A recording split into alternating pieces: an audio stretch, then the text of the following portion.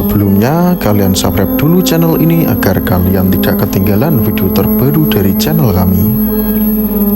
Cuma dengan ayahnya, kalau dengan musuh, lain ya takut.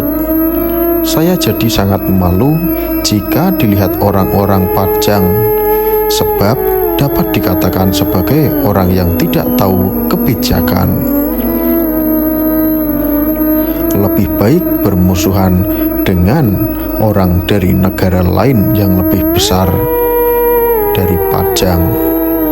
Saya justru tidak takut. Sangat banyak kritik yang disampaikan Ki Juru kepadanya. Setelah mendengar itu, Senopati Alogo menangis di dalam hatinya, merasa sungguh bersalah. Kemudian perlahan berkata, "Paman, bagaimana sebaiknya? Berhubung saya terlanjur berkata tidak mau sowan ke hadapan Kanjeng Sultan, supaya tidak membuat marah Kanjeng Sultan, tetapi saya tetap dapat tinggal di Mataram dan saya sungguh dapat menguasai orang tanah Jawa semua, sampai ke anak cucunya." Kata Kiai Juru Martani, "Jika itu menjadi niatmu, bermohonlah pada Allah secara khusyuk, agar kelak jika Sultan sudah mengangkat engkau, dapat menggantikan tahtanya. Jangan sekali-kali punya pikiran melawan ayahmu, Kanjeng Sultan, apalagi di dalam batin mempunyai niat membalas kebaikannya terhadapmu atas kemuliaan yang telah diberikan kepadamu.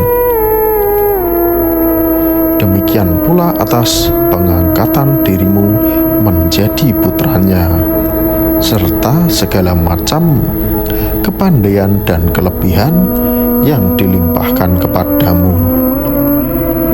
Kalau permohonanmu kepada Allah sungguh ikhlas dan mantap, yakinlah Allah akan memberkati Kanjeng Sultan dalam hati tetap sayang padamu, serta rela tahtanya kau gantikan."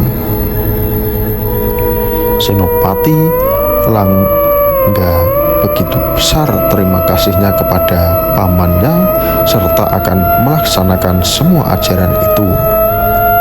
Juru Martani pulang ke rumahnya. Senopati semakin khusyuk dan tekun di dalam doa permohonan kepada Allah, semoga terkabul. Waktu itu para menteri pajak itu daerah Kedu dan Pagelan mau masuk sowan ke Sultan Pajang untuk menyerahkan upeti melawan wilayah Mataram. Di sana mereka dihentikan oleh Senopati, disambut dan dielu-elukan secara terhormat, dan diajak berpesta pora, makan minum minuman keras, serta dianggap sebagai saudara atau orang tua sendiri. Para menteri pajak itu sangat senang. Para selir Senopati disuruh menghibur dengan tari-tarian, disuruh melayani, membedaki, dan menyuntingkan bunga kepada para menteri tersebut. Para menteri semakin merasa berhutang budi kepada Senopati. Lalu mereka berjanji, sewaktu-waktu Senopati mendapat musuh, para menteri siap membantu sebagai balas budi atas kebaikan Senopati. Mereka siap mengorbankan jiwa raganya. Setelah mendengar janji setia para menteri itu, begitu senang hati Senopati dalam batinnya. Sekarang saya memperoleh bantuan berkat doa permohonanku kepada Allah. Rasa-rasanya aku dapat menggeser kekuasaan Pajang. Para menteri pajak itu pun lalu diganjar pakaian yang mewah-mewah. Semuanya dapat betapa senang hati mereka serta berterima kasih dengan bersemangat. Mereka berkata, keberangkatan saya dari Kedu dan Pagilan semula berniat menyerahkan bulu bakti ke Pajang. Sekarang tak jadi. Semua persembahan upeti kami serahkan ke sini semua. Sebab tidak hanya di Pajang, raja di Mataram pun juga raja. Demikian ungkapan mereka sambil bertepuk tangan, bersaut-sautan, kata Senopati. Semua saudara-saudara para menteri, saya terima kasih dengan senang hati, janji setia kalian. Saya harap di lain waktu kalian sowan ke Pajang bersama saya. Jika Sultan marah, saya yang akan mencegah. Sebab segala kehendak Sultan sudah ada di tanganku.